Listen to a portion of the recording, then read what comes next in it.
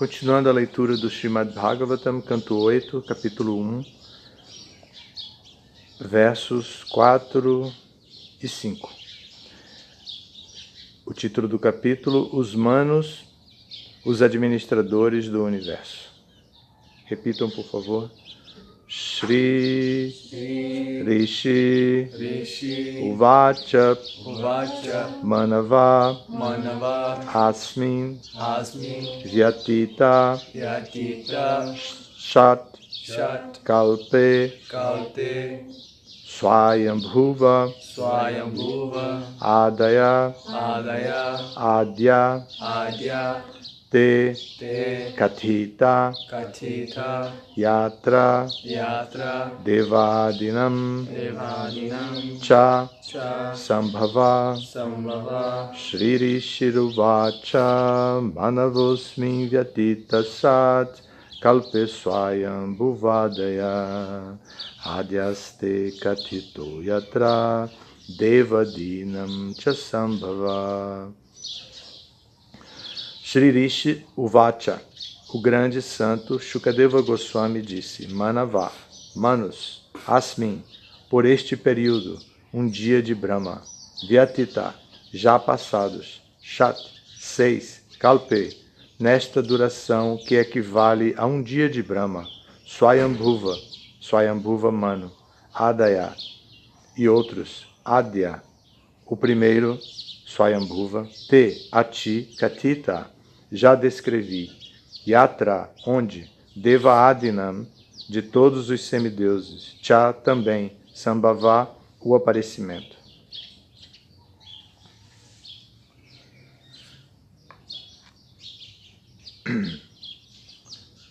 A tradução é a seguinte: Shukadeva Goswami disse: pela presente kalpa já passaram 6 manos. Já te descrevi Swayambhuva Mano e o aparecimento de muitos semideuses. Nesta kalpa de Brahma, Swayambhuva é o primeiro Mano. Então vem o próximo verso.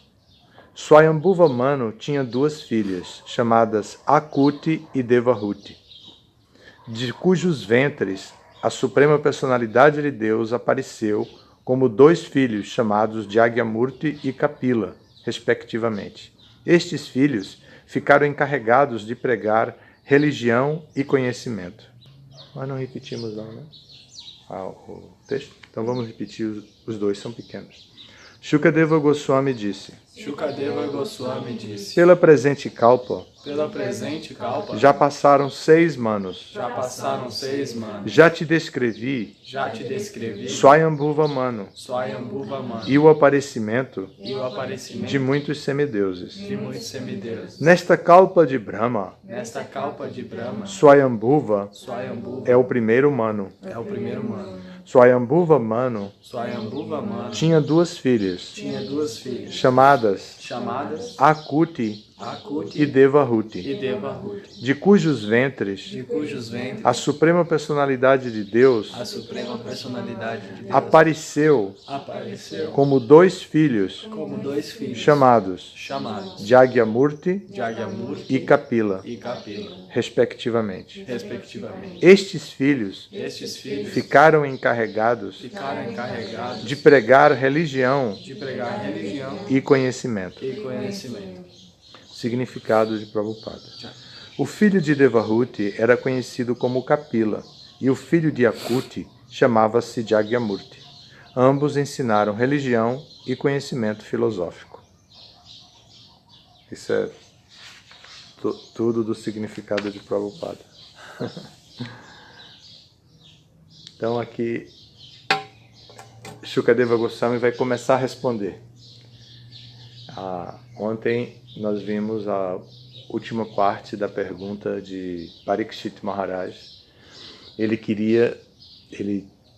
quer ouvir sobre todas as formas que a Suprema Personalidade de Deus assumiu nos diferentes manvantaras, ou períodos de administração dos manos, a gestão de cada mano, o período de gestão de cada mano. Os manos são administradores do universo. Então, a pergunta de Parikshit Maharaj faz sentido porque ele quer localizar a influência da Suprema Personalidade de Deus nas diferentes eras, com as diferentes influências que as eras passam. Então, Shukadeva Goswami responde que na presente Kalpa, o conjunto das eras, já passaram 6 manos. Então, embora uma Kalpa tenha 4 eras, nessas 4 eras, como ele está dizendo aqui, passaram 6 manos. Então, e a era de Kali está apenas começando nesse período da vinda de Parikshit Maharaj. Então, em 3 eras, Satya, Treta e Dwapara, apareceram 6 manos. É o que como ele está dizendo. E fica ainda a era de Kali, que está começando, para definir os manos. Ele está explicando isso, né? Então ele está dizendo, eu já descrevi Swayambhuva Manu e o aparecimento de muitos semideuses. Então,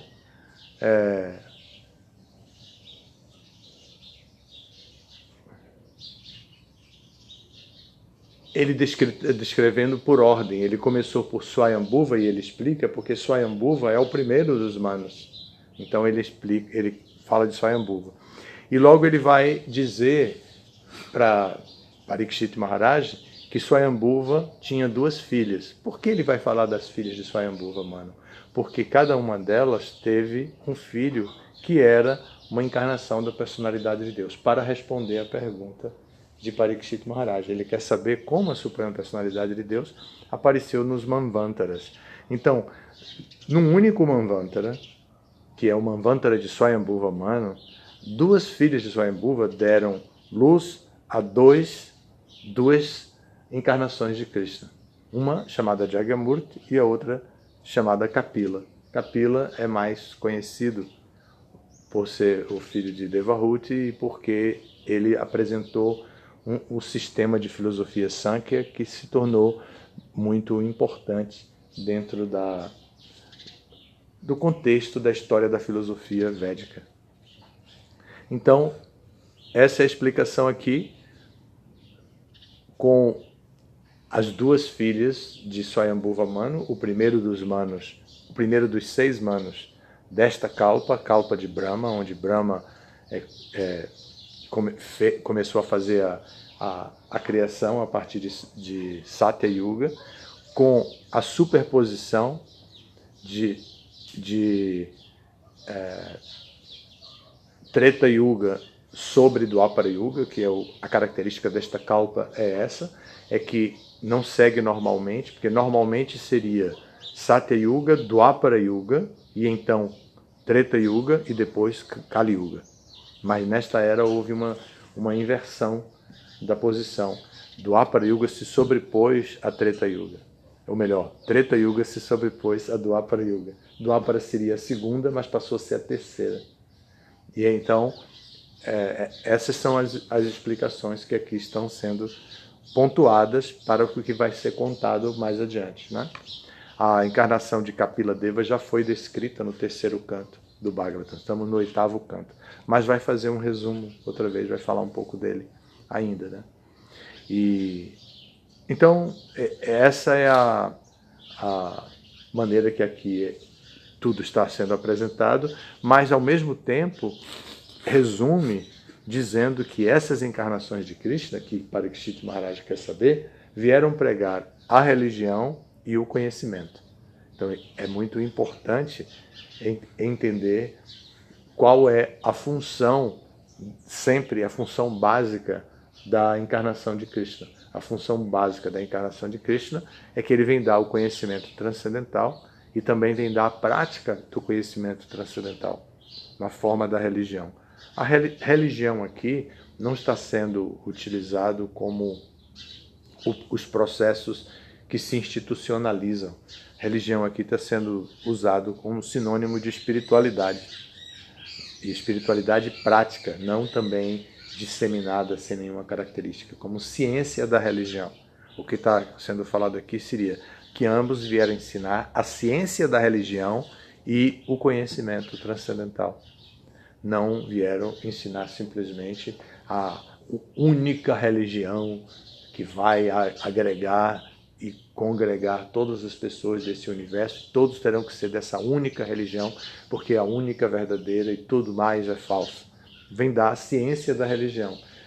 Dentro da ciência da religião, de acordo com a teoria da ciência da religião, qualquer religião institucionalizada pode ter partes dessa verdade, da verdade da ciência da religião. É interessante que quando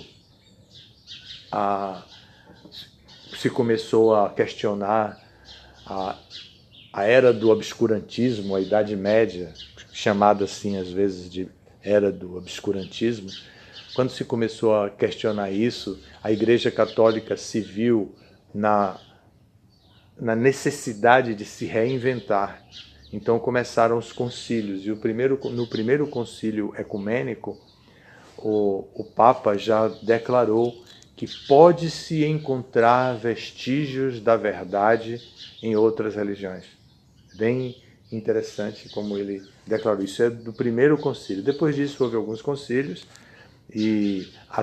mas já foi um grande avanço dentro da conquista da religião. Esse conhecimento de que existe vestígios ou existe prática da ciência da religião em todas as religiões é o conhecimento védico mais pragmático, mais prático, porque não é que existe apenas uma única forma de se praticar a religião. Existem muitas formas de se praticar o conhecimento transcendental, de se praticar a ciência da religião, mas de acordo com a associação que a pessoa tem, de acordo com os modos da natureza que ela atrai para si mesma, que ela escolhe, mesmo sem saber que está escolhendo, que ela escolhe, ela vai se sentir atraída por um determinado tipo de prática religiosa. E esse determinado tipo de prática religiosa, influenciado pelo modo da natureza material, não impede a pessoa de ter algum contato com a verdade absoluta, em algum nível de contato. O movimento Hare Krishna traz a herança Gaudiya Vaishnava. Essa herança Gaudiya Vaishnava traz a ciência da religião praticada em diferentes níveis, mas também oferecendo a metodologia com a qual a pessoa pode desenvolver o nível máximo de intimidade com a Suprema Personalidade de Deus. E essa intimidade com a Suprema Personalidade de Deus é o que Parikshit Maharaj, aqui no Bhagavatam, está querendo.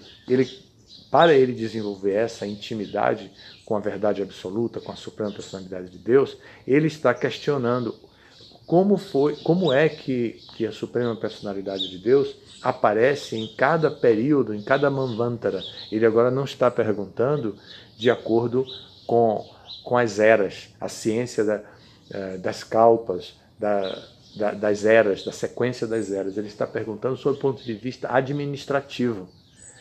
É preciso recordar que Parikshit Maharaj é um kshatriya e ele entende de administração. Ele foi o último Pandava na face da terra.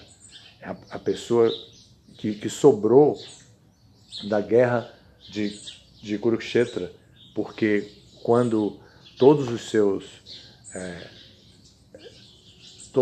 os outros foram mortos, ele ficou vivo ainda na forma de um embrião no ventre de Uttara, a sua mãe. Então, ele foi protegido no ventre pela Suprema Personalidade de Deus. Todos os outros foram mortos, os Pandavas ficaram, depois os Pandavas saíram desse planeta, Parikshit Maharaj ficou. E ele ficou com a responsabilidade de administrar. Então, para ele, o foco de pesquisa, o objeto de pesquisa de Parikshit Maharaj é a administração. Aqui, altura do diálogo com Shukadeva Goswami. Então ele quer saber como a Suprema Personalidade de Deus apareceu dentro da jurisdição ou da gestão dos administradores do universo, os manos. E aí Shukadeva Goswami diz, eu já falei de Swayambhuva Manu, lá no terceiro canto, quando falei do aparecimento das encarnações de Krishna, quando falei de Kapila Deva com seu sistema Sankhya. E, em outras palavras, Shukadeva está dizendo isso. Eu já falei de Swayambhuva Manu, mas Swayambhuva Manu, que foi o primeiro, ele teve duas filhas. E essas filhas, Akuti e Devahuti, tiveram filhos. E ambas tiveram filhos que eram encarnações de Krishna. E com isso, Shukadeva Goswami vai respondendo as perguntas de Parikshit Maharaj, mas sob o foco, o ponto de vista da administração. Parikshit Maharaj quer conectar isso. Por que ele quer conectar isso? Porque na administração de Yudhishthira Maharaj, a própria Suprema Personalidade de Deus veio como Krishna. E esteve presente na Batalha de Kurukshetra com o avô dele. E agora ele está querendo se localizar dentro de toda essa realidade. Como a Suprema Personalidade vem e como ela se associa com as pessoas. E em outras eras, em outros manvantaras, como ele apareceu? Então, Shukadeva Goswami responde com detalhes. Ele apareceu como Kapila, também apareceu como Jagyamurti, como netos de Swayambhuva Manu, filhos de duas das filhas dele.